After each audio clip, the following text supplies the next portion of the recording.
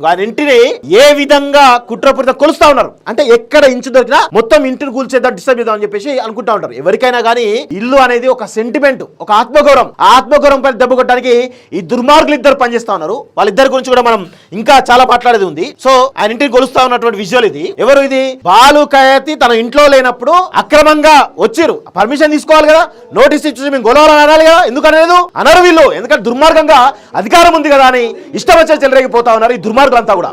మాట్లాడటం లేరనుకుంటున్నారు వీళ్ళంతా. బరాబర్ మాట్లాడతాం. ఏ ప్రభుత్వం ఉన్నా ఎవరున్నా బడుగు బలహీన వర్గాలకు ఈరోజు సామాన్యులకు ఎవరికైనా ఇబ్బంది వస్తే మాలాంటి వాళ్ళం మాట్లాడతాం పార్టీలకు అతీతంగా. ఇట్లా మొత్తానికి అయితే కొలుస్తా ఉన్నారు. అంటే నేను ఒకటే అంటాను, ఈ ఒక్క ఇల్లు కాదు, మొత్తం సిరిసిల్ల మొత్తం సర్వే పెట్టి చూద్దాం. సిరిసిల్ల మొత్తం సర్వే పెట్టండి. దమ్ముందా? కలెక్టర్కి దమ్ముందా? లేకపోతే కేకే మహేందర్ దమ్ముందా అని అడుగుతా ఉన్నాను. అది చేత కాదు మనకి, మనం చేత కానీ దద్దం. మనం ఏం చేస్తాం? ఇట్లా తయారైన మనం అధికారం ఉంది కదా అని ఇష్టారీతిలో వ్యవహరిస్తూ ఉంటాం. ఇప్పుడు ఇదంతా కొలుసుకున్న తర్వాత బాలుకాయ అయితే వచ్చిండు. చూడండి,